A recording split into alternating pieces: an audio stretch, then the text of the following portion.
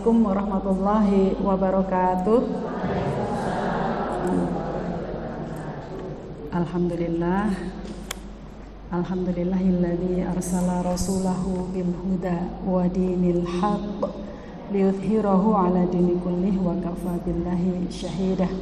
Asyhadu an la ilaha illallah wa asyhadu anna Muhammadan abduhu wa rasuluh la nabiyya ba'da. Allahumma salli wa sallim wa barik ala nabiyyina wa habibina Muhammad wa ala alihi wa sahbihi ajma'in. Amma ba'd. Alhamdulillahirabbil alamin. Masya Allah, malam hari ini bersyukur sekali, bahagia sekali saya kembali diizinkan oleh Allah hadir bersama bunda-bunda Majelis Taklim Raudhatul Jannah. Masya Allah, alhamdulillah. Ya, di bawah bimbingan ya, Ibu Ketua Bu Mia, Masya Allah. Dan juga ini ada ketua-ketua, mantan ketua ya Bu Irdam ya, Bu Bisrida ya, dan juga bunda-bunda yang sudah tidak asing lagi, yang sudah senior di sini, Masya Allah. Ada Uni Tuti ya, ada Bunda Rini, ada Bunda Dian ya, di samping Mbak Kania yang masih muda ya iya, Ibu MC, dan juga bunda-bunda yang ini dari apa namanya, paling pojok ya, Bunda Solihin, Bunda Endang Kabul. Masya Allah, alhamdulillah. Saya nggak bisa sebut satu persatu ya Bunda ya. Alhamdulillah, terima kasih rawuhnya. Alhamdulillah, malam hari ini tema yang akan kita bahas tuh berbeda dengan tahun lalu ya. Kalau tahun lalu tuh ya menyiapkan hati untuk meraih Ramadan terbaik ya. Misalnya dengan taubat, dengan memaafkan gitu ya. Nah, tapi kali ini kita bahas tema yang lain, yaitu bagaimana kita mengisi Ramadan yang berapa hari lagi ini kira-kira? 10 ya. Masya Allah, ini H-10. Iya, H-10 atau 9 ya, tergantung nanti Ramadannya jatuhnya tanggal berapa. Iya. Nah, itu Masya Allah ya, supaya Ramadan kita itu nanti bisa tetap menjadi Ramadan yang terbaik lagi ya, menjadi Ramadan yang terbaik lagi sepanjang usia kita, karena yang tahun lalu itu mudah-mudahan bukan yang terbaik ya, sehingga tahun ini mudah-mudahan menjadi yang terbaik. Begitu seterusnya, setiap datang Ramadan kita berharap Ramadan kita adalah Ramadan yang terbaik ya. Allahumma balighna Ramadan, Masya Allah. Nah, tapi saya ingin bahas mengisi Ramadannya dengan Al-Quran gitu ya, Masya Allah. Alhamdulillahirabbil alamin. Kita sekarang berada di bulan Sya'ban dan tinggal beberapa hari lagi ya, mungkin 10 hari atau tidak sampai 10 hari kita sudah bertemu dengan bulan Ramadan.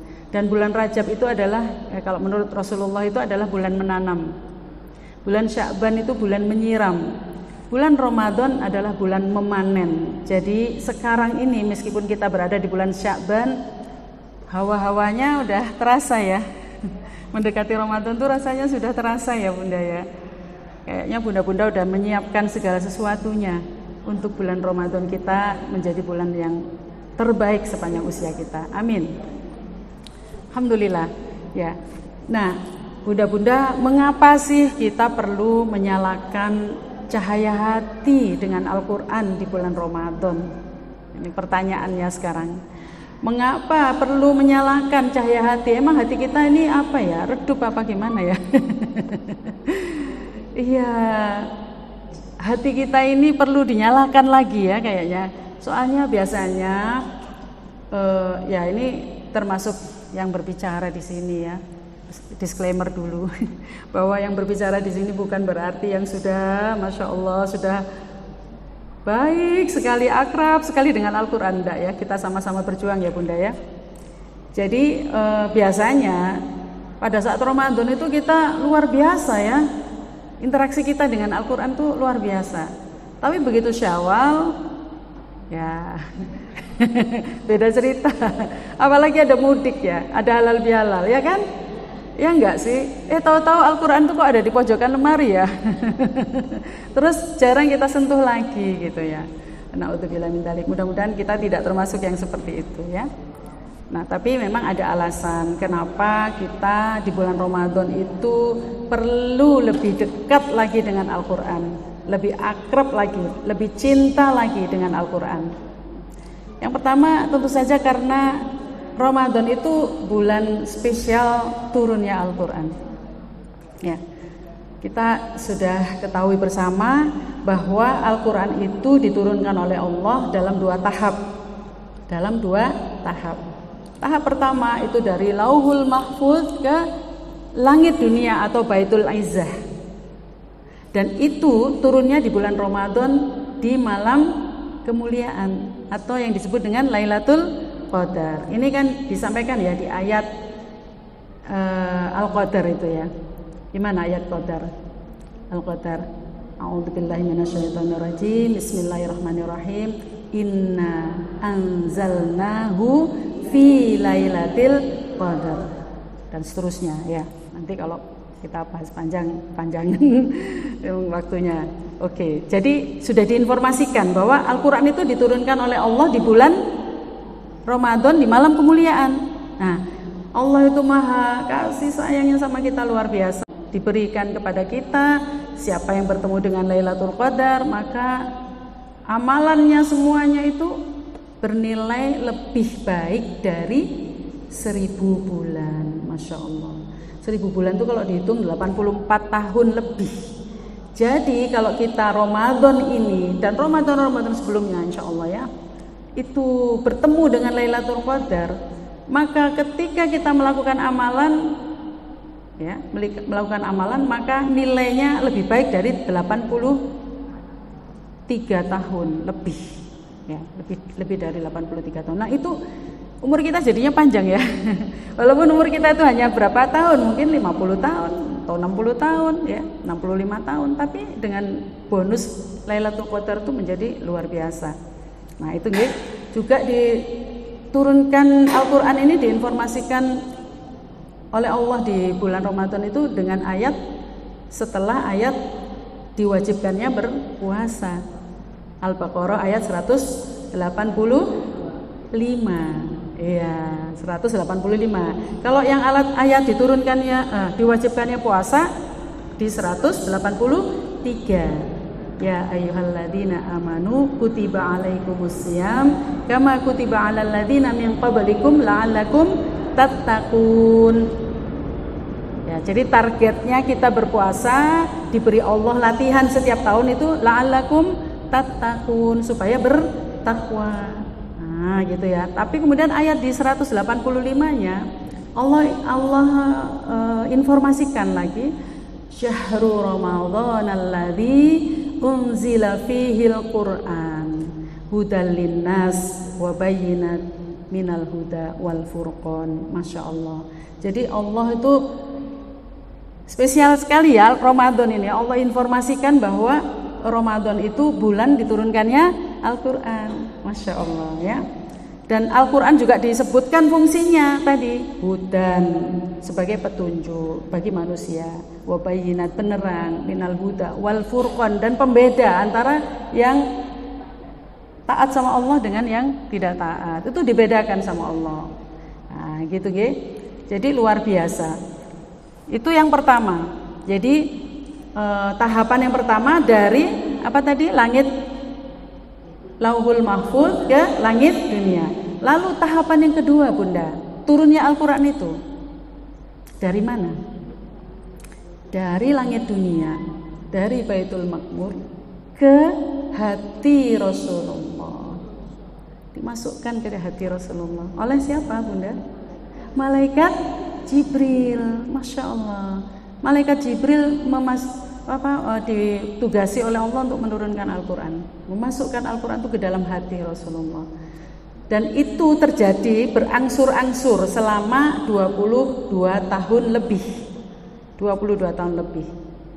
Lalu Rasulullah Shallallahu Alaihi Wasallam mengajarkan Al-Quran itu kepada para sahabat, sahabat mengajarkan kepada tabi'in, tabi'in kepada tabi'in, ya, terus kemudian sampai kepada kita. Masya Allah, kita dipilih oleh Allah menerima Al-Quran. Alhamdulillahirabbil alamin, ya. Jadi diinformasikan di surat Al-Baqarah ayat 151. Mungkin bisa dibantu, ada mic lagi kan ya tadi ya. Bisa dibantu dibacakan surat Al-Baqarah ayat 151. Biar semua nyimak, monggo dibuka, silahkan dibuka Al-Qur'annya. Surat Al-Baqarah ayat 151.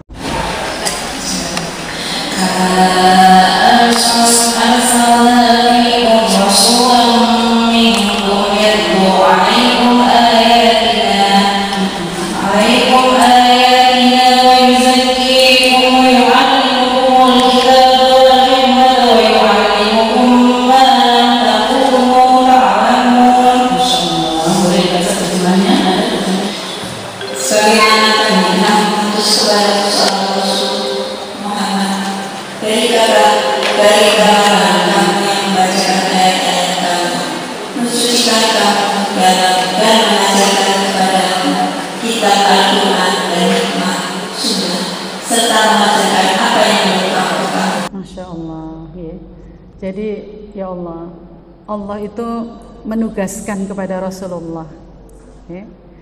Jadi dikatakan oleh Allah, kama arsalna fikum rasulam minkum, sebagaimana kami telah mengutus kepadamu seorang rasul, yaitu Muhammad, ya, Muhammad Rasulullah. Nah, tugasnya Rasulullah itu apa? Yatslu alaikum ayatina, membacakan kepadamu ayat-ayat kami.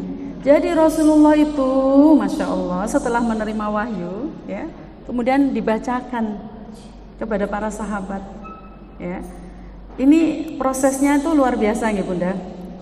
Jadi Masya Allah, tidak hanya dibacakan, tapi kemudian juga fungsinya adalah menyucikan kamu, wa yuzakkikum, menyucikan kamu. Jadi berarti hati para sahabat di situ gimana? Disucikan. Ya, sehingga yang langsung tersentuh oleh Rasulullah itu para sahabat itu luar biasa. Kalau mendapatkan ayat Al-Quran itu langsung masuk ke dalam hatinya. Ya, ada seorang sahabat tuh yang biasa berbicara itu agak keras gitu. Begitu turun ayat misalnya tentang kalau bicara sama Nabi itu jangan keras-keras, dia nangis terus, nggak berani bertemu dengan Nabi karena biasa bicara keras. Sampai seperti itu responsnya. Nah, itu salah satu contoh ya. Mudah-mudahan sampai disambangi sama sahabat itu. Rasulullah menyuruh para sahabat tuh nyambangi orang yang nggak mau datang ke masjid lagi, atau cuman ke masjid habis sebentar lagi pulang, nggak mau ketemu Rasulullah. Kenapa? Karena aku takut dengan turunnya ayat tersebut. Nah, kemudian Rasulullah sampaikan, enggak, kamu nggak apa-apa, kamu itu bukan ahli neraka, dengan suara kenceng itu bukan ahli neraka, tapi kamu ahli surga, baru mau bertemu Rasul. Sampai seperti itu. Ketika turun ayat misalnya tentang khomer, mereka membuang semua khomernya. Turun ayat jilbab, langsung pakai jilbab itu, apapun, nggak punya pakaian, korden itu dipakai jilbab. Sampai seperti itu.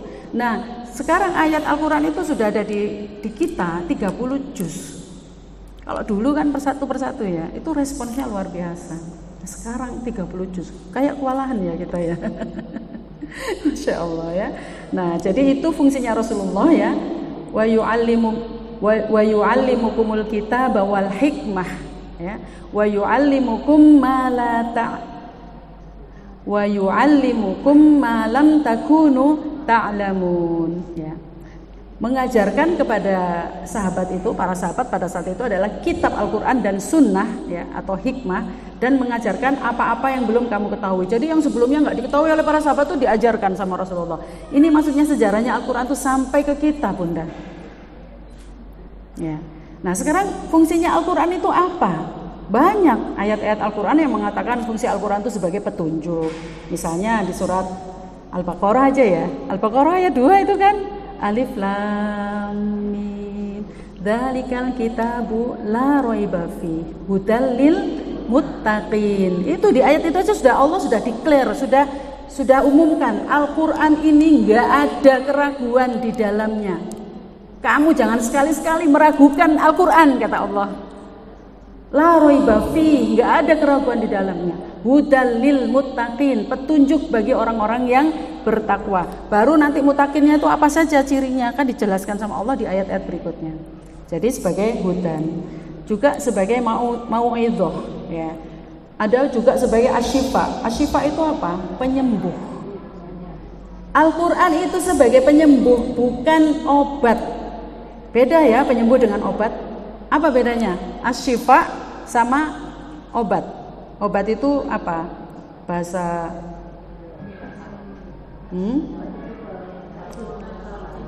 ya. Kalau penyembuh pasti sembuh. Tapi kalau obat belum tentu sembuh. Nah, itu bedanya. Ya. Jadi Al-Qur'an itu dibilang sebagai penyembuh. Siapa yang enggak yakin bahwa Al-Qur'an itu penyembuh? Nah, bahaya ini, hati-hati ini. Ya, itu sampai nanti kita bahas ayatnya ya. Lalu juga Al-Qur'an itu sebagai rahmat Allah, penuh keberkahan, penuh dengan kemuliaan dan lain sebagainya. Allah muliakan orang-orang yang dekat dengan Al-Qur'an dan Allah hinakan orang-orang yang menghinakan Al-Qur'an. Itu kan ada hadis-hadisnya. Ya kan? Oh, saya pikir ada orang. Gitu ya. Nah, silahkan dibaca. Ini surat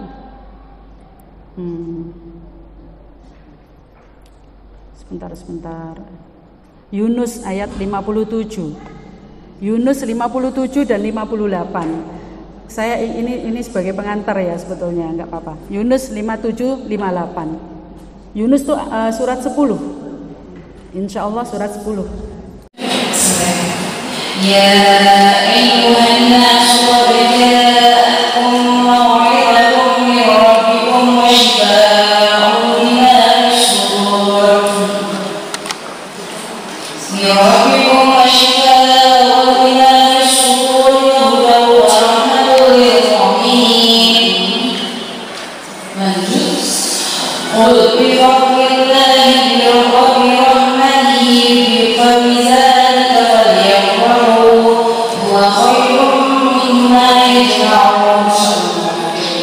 Qad ja'atkum, sungguh telah datang kepada kalian mau'idhatum mir rabbikum wa syifa, pelajaran dari Tuhanmu, wa syifa, dan penyembuh, lima fis sudur, penyembuh terhadap penyakit yang ada di dalam dada. Di ayat lain enggak ada di dalam dada tapi penyembuh gitu saja. Jadi Al-Qur'an itu bisa untuk apapun, sakit apapun ya, sakit apapun, Masya Allah. Kemudian dilanjutkan dengan wahudaw wa rahmatul lil mu'minin, dan sebagai petunjuk dan rahmat bagi orang-orang yang beriman. Lalu yang menarik ayat berikutnya ya, qul bi fadlillahi wa bi rahmatihi fa bidzalika falyafrahu huwa khairum mimma yajma'un. Nah, ini yang menarik ya.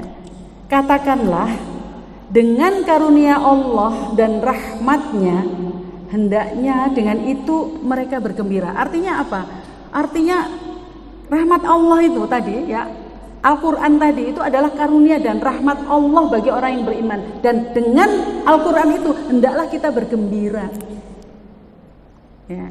Karunia Allah dan rahmatnya itu adalah lebih baik ya. Huwa dibilang huwa itu maksudnya Al-Quran ya, yang merupakan karunia dan rahmatnya Allah itu khairum mimma yajma'un, lebih baik dari apa yang mereka kumpulkan. Jadi bunda-bunda, kita ngumpulin apa nih selama ini hidup? Ya kan? Ngumpulin apa? Harta benda, iya kan? Harta benda termasuk yang kita kumpulkan. Nah, tapi kata Allah, ternyata Al-Quran itu, kedudukan Al-Quran itu jauh lebih baik ya, daripada apa yang kita kumpulkan. Selama ini kita ngumpulin apa nih? Itu ternyata sama Allah nggak dinilai ya, dibandingkan dengan Al-Quran. Jadi betapa tingginya nilai Al-Quran. Maka kalau ada orang yang kemudian membaca Al-Quran, mentadaburi Al-Quran, bahkan menghafalkan Al-Quran, mengamalkan Al-Quran, dan kemudian mendakwahkan Al-Quran itu Masya Allah ya, luar biasa ya. Mudah-mudahan kita semua termasuk ya. Amin, amin ya rabbal alamin. Bahkan Al-Quran itu disebutkan juga sebagai pemberi syafaat di yaumil akhir nanti, bahkan teman di dalam kubur gitu ya. Bacalah Al-Quran karena sesungguhnya ia akan datang pada hari kiamat memberikan syafaat kepada orang yang dekat dengannya. Jadi kalau mau dapat syafaatnya Al-Quran ya dekat-dekat dengan Al-Quran. Masya Allah ya, banyak keajaiban-keajaiban orang-orang yang ahlul Quran itu. Bahkan di kubur pun ya, di dalam kubur pun itu kain kafannya masih utuh. Sering dengar cerita ya bunda-bunda ya, masih utuh. Nggak mau binatang-binatang yang ada di dalam tanah itu ya, cacing atau apapun lah, itu merusak kain kafan. Bahkan kain kafan pun tidak dirusak, bahkan tubuhnya juga masih utuh insya Allah. Nah seperti itu ya, Masya Allah, luar biasa. Nah kemudian gimana Al-Quran itu bisa membawa hati kita atau menyalakan cahaya pelita di hati kita? Ada ayatnya juga, surat At-Tolak ayat 11. Silahkan dibaca surat At-Tolak surat 65 ya, surat 65 ayat 11. Jadi saya sebelumnya ingin bahas dulu fungsi-fungsi Al-Quran, nanti baru bagaimana ya kita mengisi Ramadan itu dengan berakrab ria dengan Al-Quran supaya kita termotivasi ya ayat-ayatnya. Surat At-Tolak ayat 11.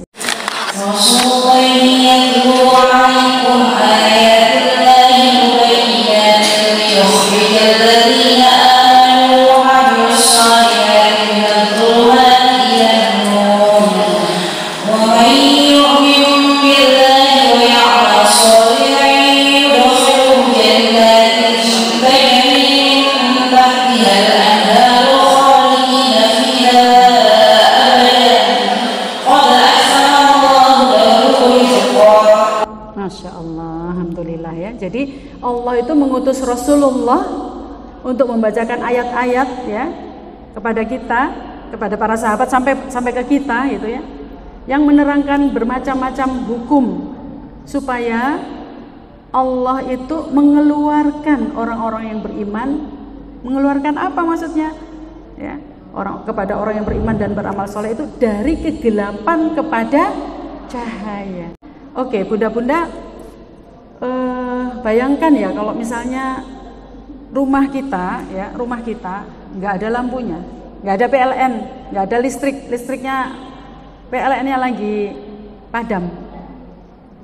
Gimana rasanya kalau di rumah lagi nggak ada aliran listrik, nggak ada lampu, malam hari, gelap gulita, bingung ya kita ya, bingung. Nah seperti itu orang yang hidupnya tidak dicahayai, hatinya tidak dicahayai oleh Al-Quran. Walaupun Allah kasih dia kekayaan yang luar biasa ya, tapi kalau hatinya tidak ada sedikit pun cahaya Al-Quran, kata Rasulullah, rumah yang tidak dibacakan Al-Quran itu seperti kuburan. Gimana kuburan itu bunda? Medeni yo, singup ya. Ya, siapa yang mau tinggal di kuburan? Mau nggak tidur di kuburan? Nggak mau. Maka kita perlu menghiasi rumah kita itu dengan Al-Quran. Barang siapa membaca Al-Quran, terutama surat Al-Baqarah, maka setan-setan akan lari. Nah, gitu ya. Sehingga rumah kita jadi terang. Gitu ya. Jadi Al-Quran itu cahaya. Al-Quran itu nur dari Allah kepada hamba-hambanya yang dia cintai.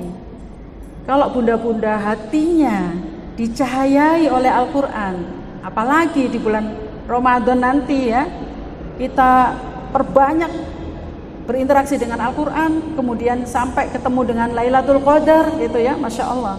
Bunda, saya beri informasi ya, bahwa Lailatul Qadar itu para malaikat turun ke bumi bunda. Para malaikat penuh sesak langit itu dengan malaikat. Malaikat turun ke bumi ini mau bertemu dengan siapa? Malaikat itu adalah makhluk cahaya. Bertemu dengan orang yang hati-hatinya bercahaya, yang membaca Al-Quran. Masya Allah. Kemudian memberi salam. Bayangkan bunda pada malam Lailatul Qadar itu bunda sedang membaca Al-Quran. Hati bunda sedang bercahaya. Maka para malaikat yang merupakan makhluk cahaya itu akan mencari orang-orang yang bercahaya hatinya untuk memberikan salam. Orang-orang itu ya namanya apa ya, artisnya langit. Orang-orang yang membaca Al-Quran itu seperti artisnya langit.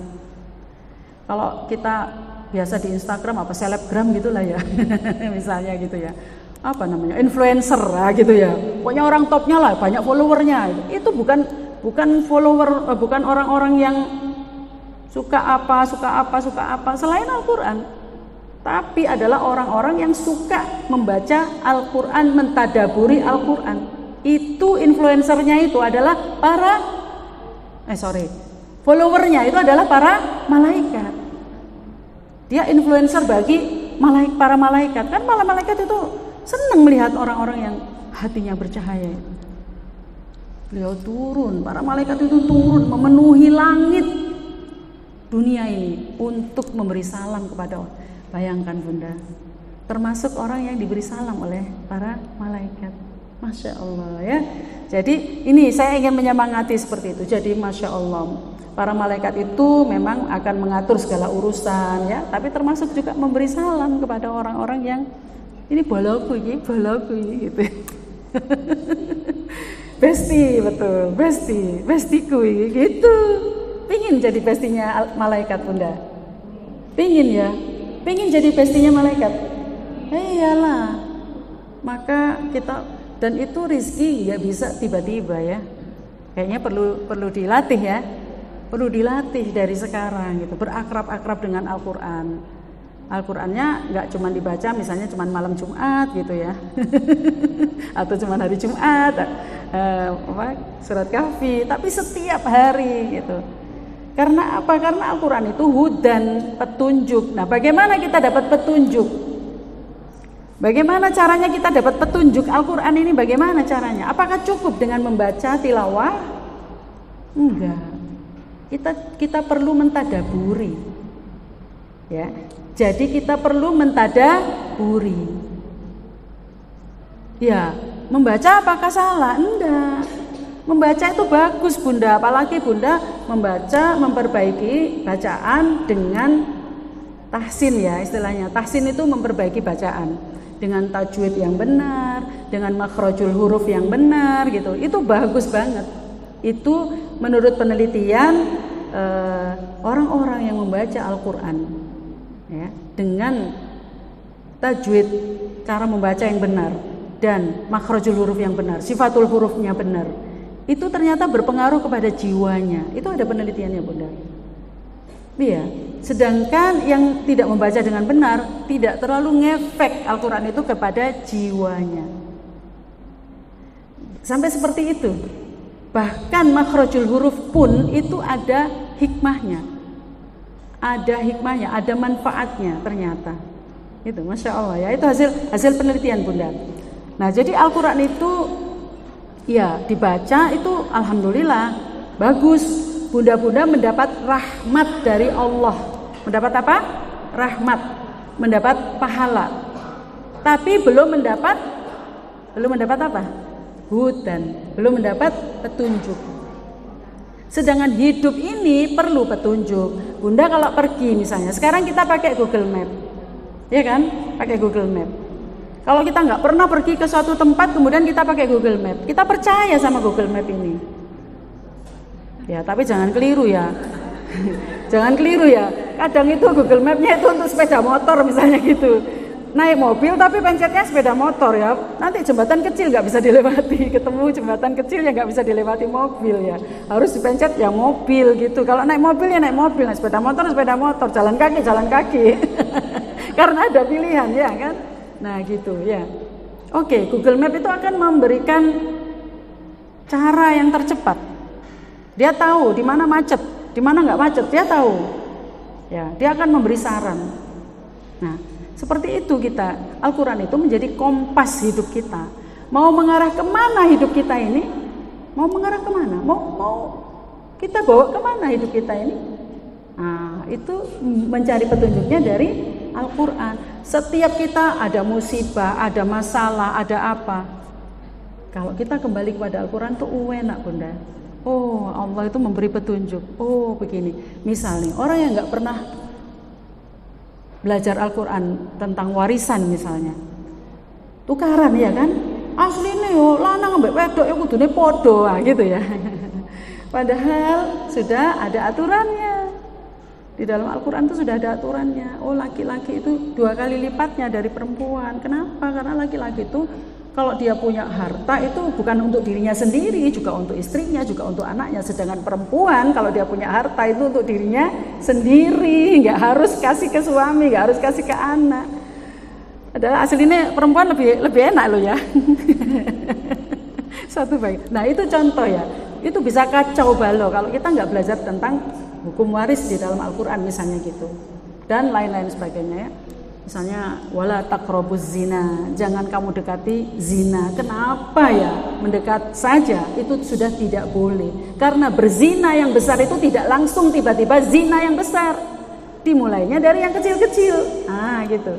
Maka jangan buka pintu zina itu. Jangan buka pintu zina itu karena begitu dibuka kita akan kewalahan. Kita akan kewalahan menghadapi godaannya. Masya Allah ya, itu contohnya ya. Jadi Al-Quran itu banyak sekali memberikan petunjuk kepada kita kalau kita mentadaburinya. Apabila kita tidak mentadaburinya, maka ya gimana ya, dapat rahmatnya, dapat pahalanya, tapi kurang sayang gitu ya, kurang ya. Nah gitu. Al-Quran itu energinya luar biasa. Di surat Al-Hasyr ayat Al-Hasyr itu surat 59, boleh dibuka ya. Surat 59 Al-Hasyr ayat 21. Ya. Betapa Al-Quran itu bahkan kalau ditaruh di atas gunung, nah itu dia akan bereaksi seperti apa? Monggo silahkan dibuka surat Al-Hasyr surat 59 ayat 21.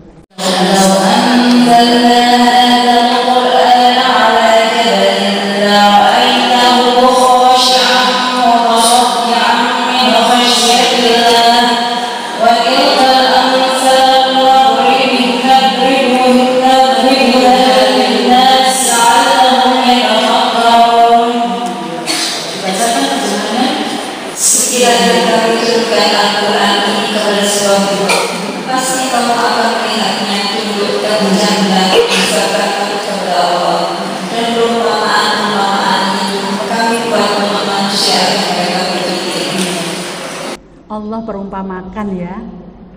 Ini betapa energi Al-Quran itu luar biasa. Ya. Diumpamakan di situ Allah membuat perumpamaan. Seandainya, sekiranya Al-Quran itu diletakkan di atas gunung, maka gunung itu akan tunduk, patuh, takut, dan dia terpecah belah karena saking takutnya kepada Allah. Dan Allah buat perumpamaan itu. Nah kita manusia, Masya Allah, manusia dikasih Al-Quran kita nggak tunduk gitu loh. Na'udzubillahi min dzalik. Mudah-mudahan kita nggak termasuk yang seperti itu ya. Nah, jadi gimana hati kita ini kita tundukkan kepada Al-Quran. Karena energi Al-Quran ini luar biasa. Bunda-bunda lihat ikan di akuarium. Kalau ikan itu kita keluarkan dari akuarium, apa yang terjadi? Sadurunge mati. Sebelum mati, kelepek ya kan? Itulah perumpamaan seseorang yang tidak mau mengambil energi Al-Quran. Karena Al-Quran itu adalah nutrisi bagi hati, bagi jiwa. Nutrisi. Jadi kita hidup ini nggak cuman butuh nasi, sayur, daging ayam, daging sapi, ikan, enggak. kita juga butuh yang namanya nutrisi bagi hati kita. Kalau hatinya nggak dikasih nutrisi yang tepat, ya kan? Hatinya itu nggak dikasih nutrisi yang tepat, maka apa yang terjadi? Hatinya lama-lama mati. Sama kayak ikan yang dikeluarkan dari akuarium tadi, kelepek, suwi-suwi mati. Jadi Masya Allah, makanya kita itu butuh sekali dengan Al-Quran.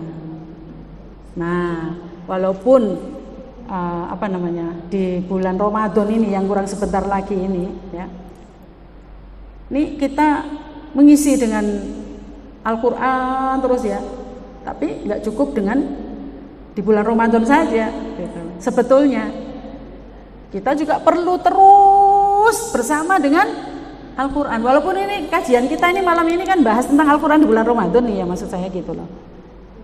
Tapi sebetulnya Al-Quran itu adalah ya itu tadi nutrisi buat hati dan jiwa kita, ruh kita. Karena kita sebagai manusia ini nggak cuman terdiri dari badaniah saja, jasmani saja, tapi kita juga punya ruh. Lah ruhnya itu makanannya ya dari langit. Kalau yang badannya makanannya dari bumi, sayuran itu kan dari bumi, ya kan? Ikan, ya. Daging sapi juga dari bumi, wong sapinya makan rumput, ya kan? Nah gitu. Jadi Masya Allah, ini ibarat kalau kita nggak mau ngambil energinya Al-Quran, nggak mau ngambil cahayanya Al-Quran, nggak mau ngambil hati petunjuknya Al-Quran, gitu, nggih? Masya Allah. Nah ini sedikit lagi, surat Al-Fatir ayat 32, ini Masya Allah. Kita sudah diberi, ya silahkan dibuka surat Al-Fatir ayat 32. Silahkan Bunda.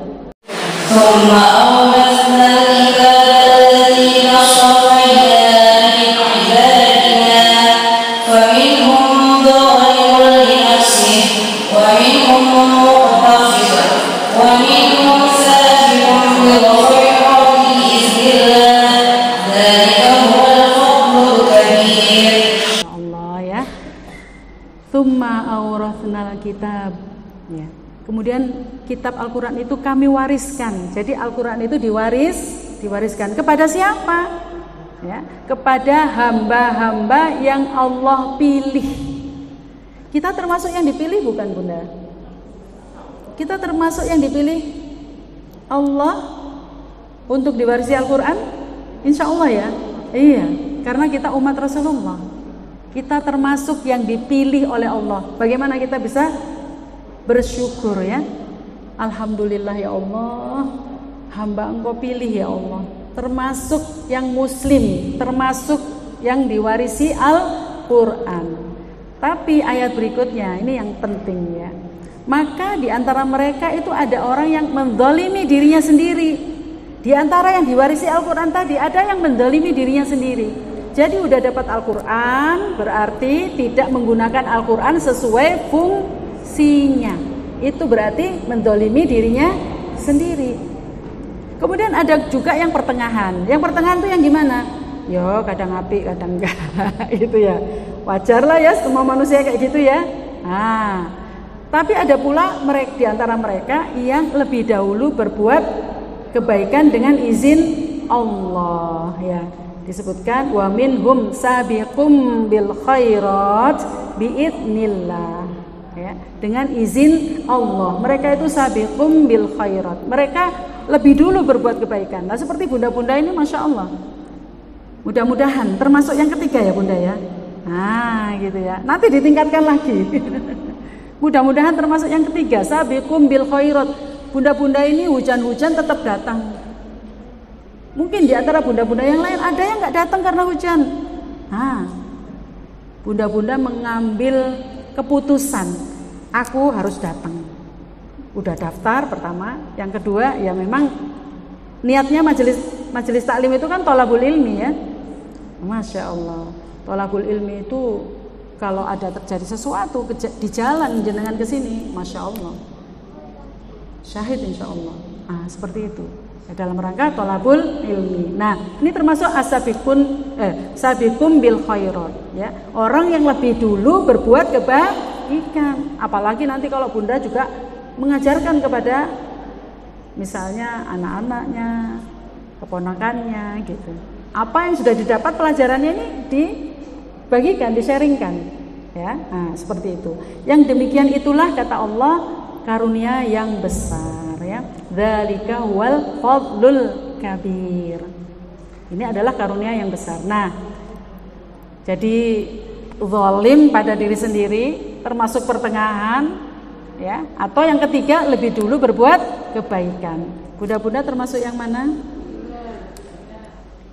Mudah-mudahan yang ketiga, insya Allah ya. Amin amin ya robbal alamin. Nah, info lagi. Ini sampai jam berapa ya? Apakah sudah waktunya berhenti? Belum. Oke. Bunda saya kasih rahasia. Nah, ini rahasia. Bunda tentu kepingin hidup kaya, bahagia, iya kan? Kita semua pingin hidup kaya, bahagia, tentram, damai, sentosa, ya. Apa resepnya? Apa resepnya Bunda? Dekat dengan Al-Quran, Masya Allah, benar sekali, Masya Allah, subhanallah. Ya, dekat dengan Al-Quran. Di surat berapa ya? Ada pernah membaca? Lanjutannya surat Fatir tadi sebelumnya. Fatir ayat 29 sampai 30. Silahkan dibaca. Innalladzina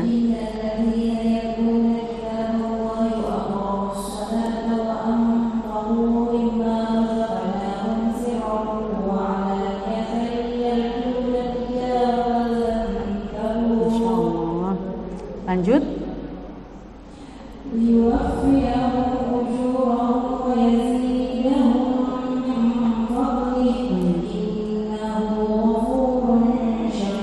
Masya Allah ya.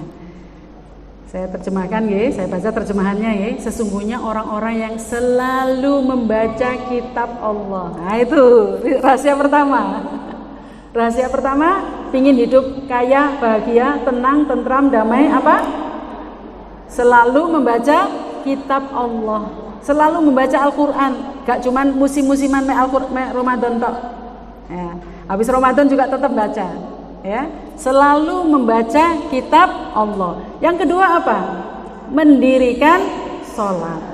Yang ketiga, menafkahkan sebagian rizki yang kami anugerahkan kepada mereka. Artinya apa? Gak medit, gak medit, suka berinfak ya.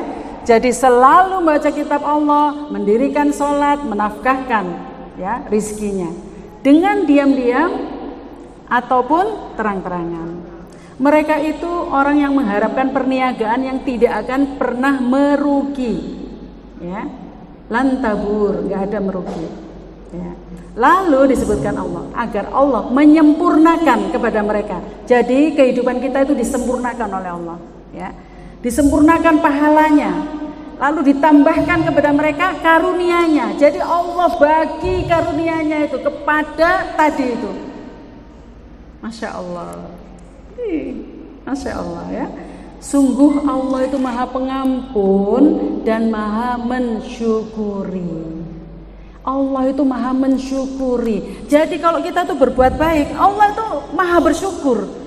Wih, Mbak aku ini berbuat baik, dikasih kebaikan lagi sama Allah, dikasih karunia lagi sama Allah. Gak kayak kita, kalau kita dikasih kebaikan belum tentu balas ya. Kita kan ya kadang delok-delok hati ya. Ya kan, kalau kita diberi kebaikan gimana? Ya kadang balas, kadang enggak, kadang sempat, kadang enggak, kan gitu ya. Atau kadang punya, kadang enggak. Tapi Allah enggak, Allah itu maha mensyukuri. Masya Allah. Jadi apa rahasia? Perniagaan yang nggak akan rugi, maka sampai Allah tambah kasih karunia-Nya, kasih pahalanya, nggak cuma pahala, tapi juga dikasih karunia-Nya, kasih rizkinya, kasih, Masya Allah. Apa yang Allah punya kasih ke kita. Nah, rahasianya tadi apa? Selalu membaca kitab Allah. Ada ayatnya Bunda, ada ayatnya. Nah ya, selalu membaca kitab Allah, mendirikan sholat dan menafkahkan. sebagian rizki. Nah, membaca itu sebetulnya nggak cuman membaca tadi ya, sekaligus mentadaburi maksudnya gitu. Oke. Sekarang bukan resep atau rahasia ya, tapi bakal sengsara. Nah, gitu. Orang yang bakal sengsara hidupnya. Ada ayatnya enggak? Ada ternyata. Kebalikannya yang tadi, surat Toha ayat 124. Surat Toha ayat 124. Toha itu surat 20. Surat 20 ya. Surat Toha ayat 124. Silahkan dibuka Al-Qur'annya. Ya. Silahkan juga. Wa man a'rada an dzikri fa inna lahu ma'isyatan dhankan wa nahsyuruhu yawmal qiyamati a'ma. Barang siapa berpaling dari peringatanku, kata Allah, maka sesungguhnya baginya penghidupan yang sempit. Pengumuman, halo pengumuman. Halo pengumuman ya. Barang siapa berpaling dari peringatanku, peringatannya Allah lewat apa? Al-Quran. Barang siapa berpaling dari peringatanku, maka sesungguhnya baginya penghidupan yang sempit. Dan kami akan menghimpunkannya pada hari kiamat itu dalam keadaan buta. Jadi wes uripe nang donya iku sempit, engko nang akhirat iku dalam keadaan buta. Nauzubillahi min dzalik. Barang siapa berpaling. Bunda, kalau kita sudah dikasih Al-Qur'an, dikasih warisan Al-Qur'an, tapi kita nggak mau tengok, artinya apa? Berpaling bukan? Iya. Nauzubillahi min dzalik ya. Nggak mau tengok, nggak mau buka. Ini sudah jelas ini. Al-Quran ini ayat-ayat Allah bicara dengan kita melalui Al-Quran, memberi petunjuk kepada kita melalui Al-Quran, tapi kita nggak mau buka Al-Quran, berarti berpaling. Naudzubillahi min dzalik ya. Ada juga yang sampai kufur kan gitu ya. Tapi coba kalau berpaling itu mengo kan ya, mengo ya nggak sih? Kita begini aja gimana tuh? Al-Quran di sini kita begini, apa itu namanya? Ya, naudzubillahi min dzalik. Mudah-mudahan kita termasuk yang tadi ya, yang rahasia pertama ya, jangan sampai yang kedua. Karena kalau sampai yang kedua ini, maka kata Allah, kehidupanmu akan sempit. Ya, gimana nggak sempit ya? Orang gelap gulita, hatinya ini gelap gulita. Nggak ada cahaya. Kita mau jalan tuh meraba-raba, bingung. Ya aku lagi ini kok apa ya? Aku harus nang di, aku harus bagaimana? Begitu. Karena nggak ada petunjuk. Hatinya itu gelap, nggak ada cahaya. Maka kata Allah, nanti di akhirat tak butakno matamu, gitu. Tak bikin buta matamu. Nanti ini di ayat berikutnya ya 125 itu mereka protes gitu ya. Enggak usah dibaca. Tak critakno ae. Ya, 125 mereka tuh protes, loh kenapa ya Allah engkau bikin buta padahal dulunya di dunia aku bisa melihat. Ya karena kamu gak mau memperhatikan ayat-ayatku, kata Allah. Kamu membutakan diri dengan ayat-ayatku sehingga sekarang aku butakan kamu, kata Allah begitu. Masya Allah. Na'udzubillahi min dzalik. Jadi bunda-bunda, yuk kita nyalakan hati kita ya, cahaya di hati kita dengan Al-Quran. Al-Quran bukan hanya dibaca hurufnya, tapi juga ditadaburi. Gimana cara mentadaburinya? Kan aku bukan orang Arab, kan gitu ya? Iya, tentu saja dengan membaca pertama kayak tadi tuh. Ya seperti ini tadi kan membaca terjemah ya. Dengan membaca terjemahnya kita insya Allah sudah mendapat petunjuk ya. Apalagi kalau kita tambah dengan membaca tafsirnya. Terjemah dengan tafsir itu berbeda. Kalau terjemah itu ya sudah kalimatnya apa itu yang diterjemahkan gitu ya. Ayatnya apa diterjemahkan dengan kalimat itu terjemah. Tapi tafsir itu bisa nanti ada penjelasan tentang asbabun nuzulnya gitu ya. Bahkan misalnya uraian-uraian berikutnya lagi tentang ayat tersebut gitu, lebih luas lagi. Itu tafsir. Kalau kita membaca tafsir itu Masya Allah, ayat ini turunnya, oh ternyata sejarahnya kayak gini gitu. Ada ayat-ayat yang diturunkan tersebab pertanyaan para sahabat atau tersebab oleh kejadian-kejadian pada masa itu. Itu kita bayangkan dalam keadaan sekarang nih, nek misalnya kita sekarang masih ada Rasulullah gitu ya. Tapi kan kita sudah nggak ada Rasulullah, ya sudah ditinggali Al-Quran dan Sunnah, itu yang kita pakai. Ya, gitu ya. Jadi 5 interaksi kita dengan Al-Quran ya, tilawah, tadabbur, tahfidz. Tahfidz itu kalau menghafal ya lebih bagus lagi. Tingkatannya nggih. Jadi kalau masih tilawah, yuk kita naik kelas menjadi tadabbur. Melakukan tadabbur. Selama ini tilawah, kita tingkatkan kelas kita, naikkan level kita dengan tadabbur.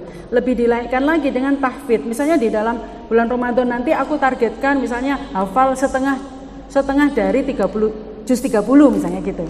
Setengah dari juz 30 atau misalnya menghafal juz 30 misalnya seperti itu. Nah, gitu ya. Jadi ditingkatkan jadi tahfidz. Kemudian tatbik itu mengamalkan Al-Qur'an, misalnya ayat yang sudah dihafal itu diamalkan dalam sholat atau mengamalkan ya semua petunjuk-petunjuk Allah itu langsung diamalkan dalam kehidupan sehari-hari, itu mengamalkan. Kemudian yang kelima tabligh. Tabligh itu apa? Menyampaikan. Balighu anni walau ayah, kata Bu Mia tadi, Buta tadi ya kan. Sampaikanlah dariku walaupun 1 ayat. Itu sudah tabligh. Ya. Atau bisa juga kita pakai misalnya ayat atau hadis Rasulullah yang begini. Khairukum man ta'allamal Qur'an wa 'allamah. Yang terbaik dari kalian itu adalah orang-orang yang ta'allamal Qur'an. Apa itu? Mengajarkan Al-Qur'an. Wa 'allamah, dan orang-orang yang mempelajarinya. Kalau nggak bisa ngajarin ya belajar. Pilihannya itu. Kalau nggak termasuk keduanya gimana? Enggak termasuk yang terbaik ya. Kan khairukum, yang terbaik di antara kalian. Nah itu. Jadi kalau mau yang menjadi yang terbaik, umat Rasulullah yang terbaik, pilih 2 status itu. Ya, man ta'allamal Qur'an, yang mengajarkan Al-Qur'an, wa 'allamah, atau yang mempelajarinya. Bunda-bunda pilih ya 2 itu ya. Kalau nggak bisa ngajar ya belajar dulu gitu. Kalau sudah belajar nanti diajarkan. Ya, Masya Allah. Alhamdulillah. Saya kira itu yang bisa saya sampaikan deh. Kayaknya sudah cukup malam. Matur nuwun, apakah ada pertanyaan atau bagaimana ini Bunda?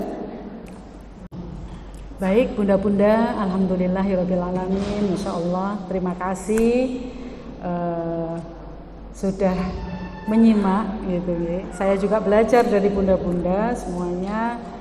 Alhamdulillah malam hari ini semoga menjadi motivasi kita untuk terus berinteraksi dengan Al-Qur'an ya. Enggak hanya membaca huruf-hurufnya saja, tapi juga mentadaburinya, minimal itu ya, insyaallah ya. Mudah-mudahan kita berdoa, mudah-mudahan Allah menjadikan Al-Qur'an itu sebagai penyejuk hati kita ya. Ada doanya ini, cahaya yang menyinari dada kita ya, dan pelipur duka kita, penghapus kesedihan kita. Mari saya bacakan doanya, tirukan ya. Ya. Allahumma ja'alil Qur'an Rabi'a qulubina wa nura sudurina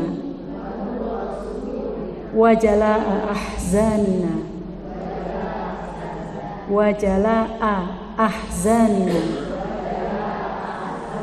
wa dhahaba humumina. Artinya ya Allah, jadikanlah Al-Qur'an sebagai penyejuk hati kami, cahaya yang menyinari dada kami, sebagai pelipur duka kami, dan penghapus kesedihan kami. Allahumma ja'alna wa auladana wa ahluna min ahlil Qur'an alladzina hum ahluka wa khassatuk. Ya Allah, jadikanlah kami, anak-anak kami, keluarga kami menjadi ahlul Quran, yang mereka itu adalah keluargamu dan orang-orang pilihanmu.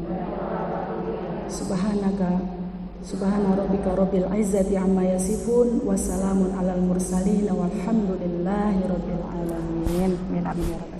Terima kasih, mohon maaf lahir batin bunda-bunda semuanya apabila ada kata-kata saya yang kurang berkenan di hati. Semoga bulan Ramadan ini menjadi bulan terbaik kita ya, di mana kita bisa berinteraksi dengan Al-Quran seoptimal mungkin. Dipertemukan kita dengan malam Lailatul Qadar. Amin amin ya rabbal alamin. Terima kasih. Assalamualaikum warahmatullahi wabarakatuh.